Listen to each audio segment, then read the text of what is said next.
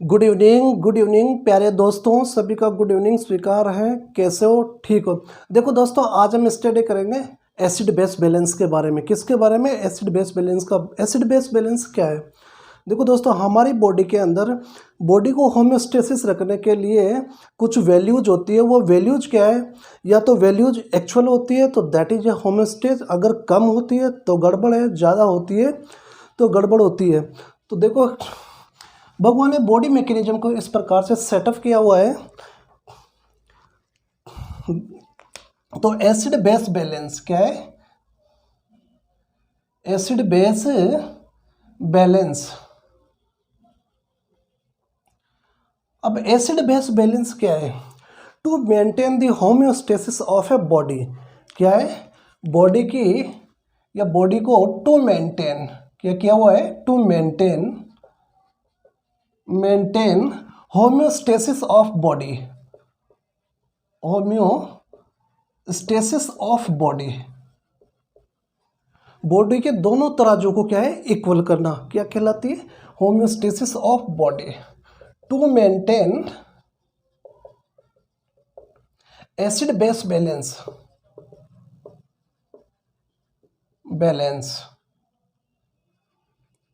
Body के अंदर acid base के बैलेंस को मेंटेन करना। और ये कंडीशन क्या है? उसने एक शर्त दी गई है। कौन सी शर्त? कि एब्सेंस ऑफ पैथोलॉजिकल कंडीशन। किसकी? Absence of pathological condition.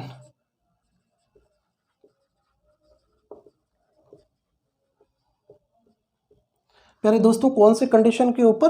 Pathological condition persons को नहीं है तो दैट इज है उसका बॉडी के अंदर एसिड बेस का जो बैलेंस का क्या है? वो स्टेबिलिटी, उसकी वैल्यू जाएंगी। देखो उसके अंदर है, अगर हमारी पीएच क्या है? पीएच नॉर्मल बॉडी की पीएच कितनी होती है? ब्लड की पीएच कितनी होती है? 7.35 टू 7.45 कितनी होती है नॉर्मल पीएच? 7.35 से 7.45। अगर CO2 के लेवल की मैं बात करूं तो CO2 35 टू 45। CO2 कितने? 35 से 45। अब HCO3 या बाइकार्बोनेट का लेवल कितना होता है? 22 टू 27। बाइकार्बोनेट कितना? अब देखिए, ये बोला जाता है अगर 7.3 नॉर्मल पीएच की बात है, अगर नॉर्मल कंडीशन के अंदर 7.35 to 7.45 that is a pH क्या है? नॉर्मल है। अभी इस नॉर्मल पीएच के अंदर अगर आदमी इस बाउंड्री से किधर जा रहा है? इधर आगे की तरफ जा रहा है तो दैट इज ए एल्केलोसिस। क्या कहलाएगा? वह एल्केलोसिस है। अगर 7.3 से पीएच डाउन की तरफ जा रही है तो एसिडोसिस।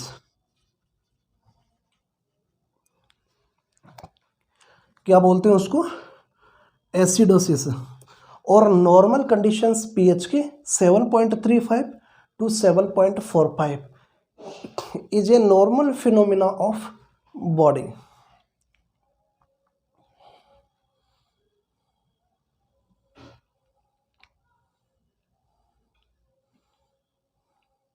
अब कैसे पहचाने कि ये एसिड है या कैसे पहचाने कि ये रेस्पिरेटरी एसिडोसिस है या फिर मेटाबॉलिक एसिडोसिस है? ऐसी कंडीशंस को आइडेंटिफाई करने के लिए लिखिए।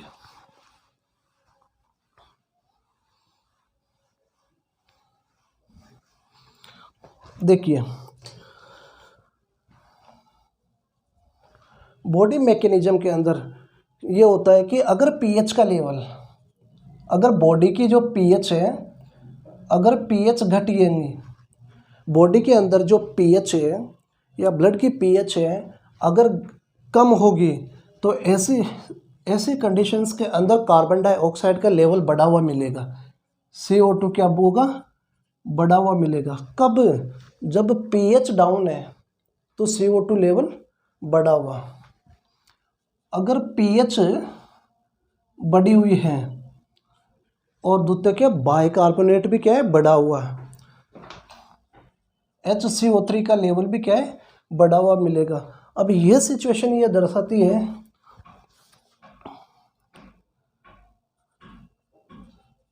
रेस्पिरेटरी कंडीशन को, किसको, रेस्पिरेटरी कंडीशन को, और बाइकार्बोनेट दिखाती है हमें मेटाबॉलिक कंडीशन को। कौन सी कंडीशन को, मेटाबॉलिक कंडीशन को। देखिए एक और देखिए, अगर रेस्पिरेटरी एसिडोसिस है, रेस्पिरेटरी एसिडोसिस, उस रेस्पिरेटरी एसिडोसिस के अंदर PaCO2 के वाइस वर्सा होते हैं, मतलब उसके अपोज होती है। रेस्पिरेटरी एसिडोसिस के अंदर पीएच क्या होगी, घटी हुई होंगी, और CO2 का लेवल बढ़ा हुआ मिलेगा। CO2 कैसे बढ़ी हुई। मेटाबॉलिक एसिडोसिस के अंदर अगर पीएच डाउन है, मेटाबॉलिक एसिडोसिस के अंदर अगर पीएच डाउन है तो बाइकार्बोनेट का लेवल भी क्या है डाउन मिलेगा, HCO3 माइनस का लेवल भी क्या है डाउन है। इसी प्रकार से रेस्पिरेटरी एल्केलोसिस के अंदर अगर पीएच बढ़ी हुई है, रेस्पिरेटरी एल्केलोसिस के अंदर पीएच बढ़ी हुई है तो CO2 घटी हुई मिलेंगी। CO2 कैसी मिलेगी, घटी हुई मिलेंगी। अगर इसी प्रकार से मेटाबॉलिक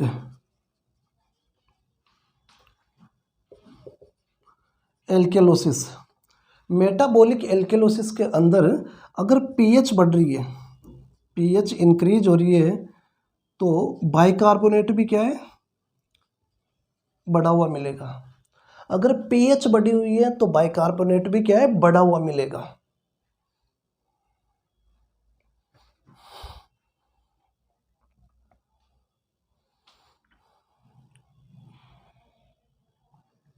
क्वेश्चंस अभी कराते हैं, क्वेश्चन भी कैसे आइडेंटिफाई करोगे।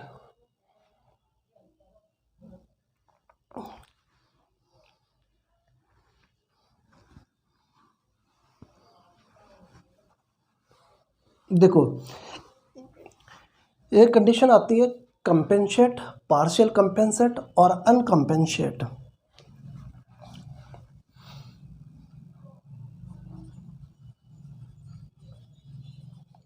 कंपेंसेट, अब रेस्पिरेटरी और मेटाबॉलिक, कौन सी, रेस्पिरेटरी और मेटाबॉलिक।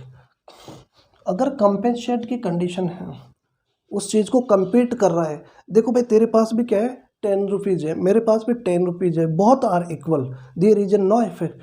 जब मेरे पास 10 रुपीज़ है, तुम्हारे पास 10 रुपीज़ है, तो मैं आपसे क्यों लूँ, बहुत आर इक्वल। तो respiratory are normal, respiratory normal और बाइकार्बोनेट,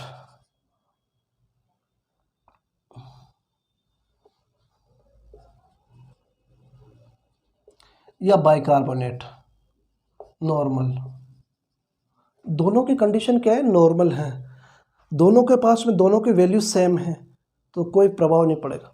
एक होता है पार्शियल कंपेंसेट, पार्शियल कंपेंसेट। अब पार्शियल कंपेंसेट होता है कि एक पर्सन है, फॉर एग्जांपल के लिए एक घर के अंदर 2 मेंबर रहते हैं, या आप एग्जांपल ले लिए हस्बैंड वाइफ का। अगर बाय द वे वाइफ क्या होगी, बीमार होगी, अगर हस्बैंड उसका काम कर रहा है, दैट इज ये कंपेंसेट। तो उसके मैकेनिज्म, उसके वर्किंग जो है उसके अंदर गड़बड़ी देखने को मिले, तो it conditions indications of bicarbonate HCO3 एब नॉर्मल। HCO3 एब नॉर्मल, इसका मतलब ये है कि अगर हस्बैंड की जगह वाइफ बीमार होती है या वाइफ की जगह हस्बैंड बीमार, आपस में एक दूसरे का वर्क करते हैं, तो थोड़ा सा जो उनके वर्क में करने में या उस एक्टिविटी को जहाँ पे वो करते हैं उसमें थोड़ा सा आगे पीछे परिवर्तित होता है। तो कहने का मतलब यूँ है कि अगर बाइकार्बोनेट एब नॉर्मल है, क्या है, बाइकार्बोनेट एब नॉर्मल आ रहा है और रेस्पिरेटरी एब नॉर्मल। अब आपस में एब नॉर्मल कब आएगा? जब ये बंदा इसकी हेल्प करेगा, भाई तू बीमार है, भाई मैं तेरा काम करवा देता हूँ, ये बीमार है इसका काम करवा रहा है, दैट इज में आपस में एक दूसरे का काम करवा रहे, दैट इज दोनों की जो नॉर्मल रूटीन में स्लाइटली चेंजेस देखने को मिलता है, तो दैट इज द कंडीशन एब नॉर्मल। पार्शियल कंपेंसेट एब नॉर्मलताओं को शो करता है, और अनकम्पेंसेट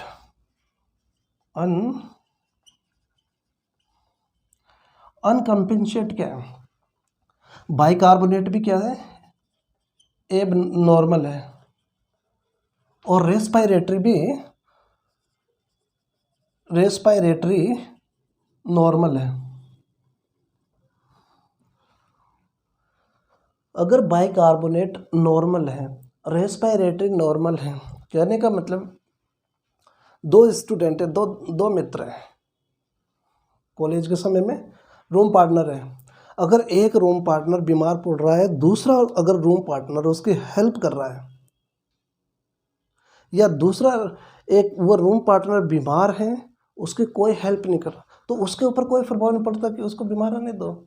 ऐसी सिचुएशन के अंदर क्या है कि बाइकार्बोनेट के ऊपर कोई फर्क पड़ा नहीं पड़ा, रेस्पिरेटरी के ऊपर कोई फर्क पड़ा नहीं पड़ा।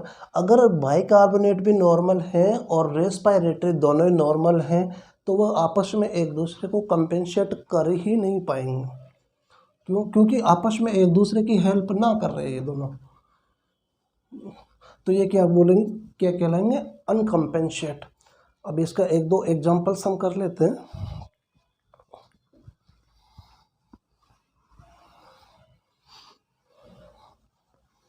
देखिए, फॉर एग्जांपल के लिए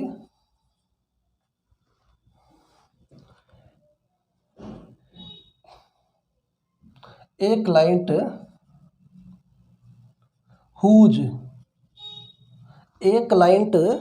हुज एबीजी रिजल्ट, एक क्लाइंट हुज एबीजी रिजल्ट जिसकी पीएच कितनी है, पीएच आ रही है 7.50 मान लो आप, जिसकी पीएच कितनी है,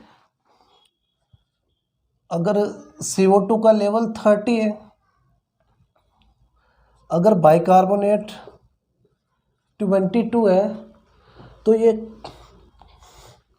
पीएच, नॉर्मली पीएच कितनी होती है, 7.35 से 7.45 होती है कि नहीं होती। नॉर्मल CO2 35 to 45 और 22 से लेकर 27, ठीक है। हमने क्या पढ़ा था, अगर पीएच बढ़ेंगी, अगर पीएच बढ़ती है तो CO2 क्या होती है, डाउन होती है। अगर पीएच बढ़ती है तो CO2 घटती है, पीएच बढ़ी CO2 घटी, पीएच बढ़ रही है CO2 कम हो रही है।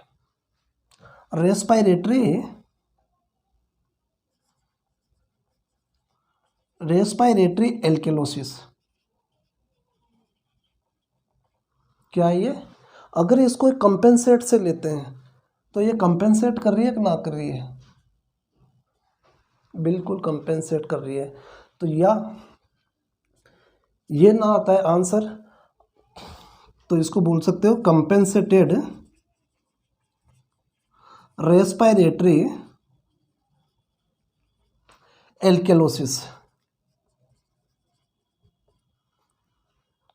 Compensated respiratory alkalosis.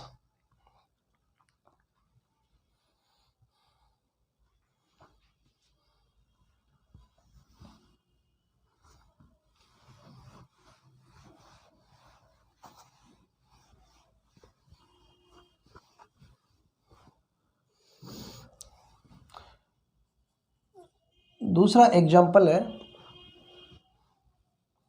अगर पीएच एबीजी एनालिसिस रिजल्ट की पीएच कितनी 7.12 कितनी है 7.12। अगर CO2 90 ले लो और HCO3 माइनस कितना 22, तो नॉर्मल पीएच कितनी 7.35 टू 7.45 होती है कि नहीं होती है? होती है सर। नॉर्मल CO2 का लेवल 35 टू 45, बाइकार्बोनेट HCO3 का 22 से 27।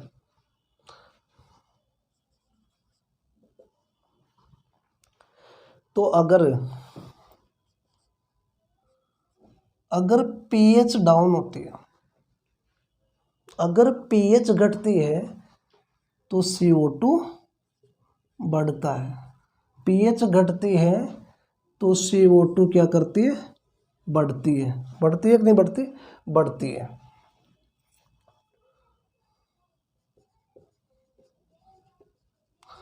रेस्पिरेटरी एसिडोसिस, अब ये कंपेंसेटेड है या अनकंपेंसेटेड है? इधर 90 है, इधर नॉर्मल वैल्यूज ये है, तो अनकंपेंसेटेड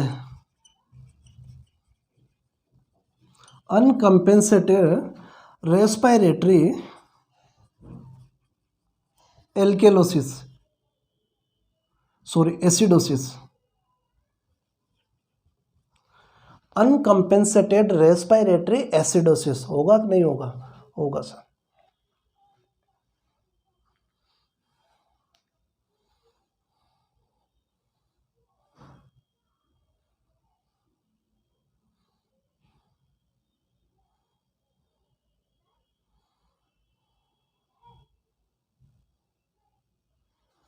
एक और उदाहरण लो।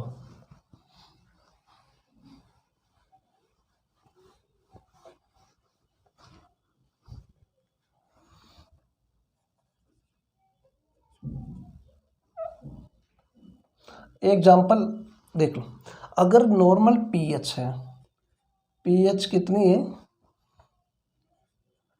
7.50, कितने पीएच 7.50, CO2 का लेवल भी 50, बाइकार्बोनेट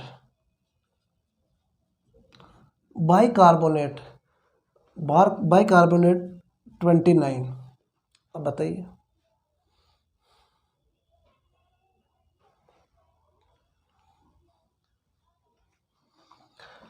अगर पीएच बढ़ती है तो CO2 क्या होती है? कम होती है। फिर भी CO2 क्या है? बढ़ रही है। और बाइकार्बोनेट कितना?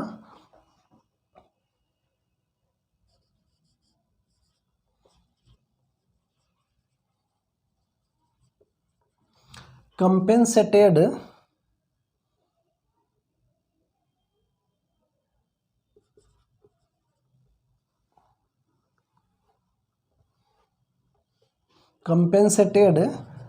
Metabolic alkalosis,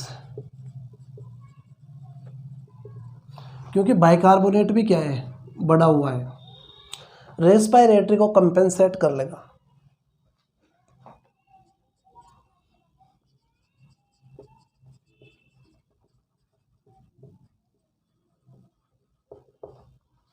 metabolic alkalosis.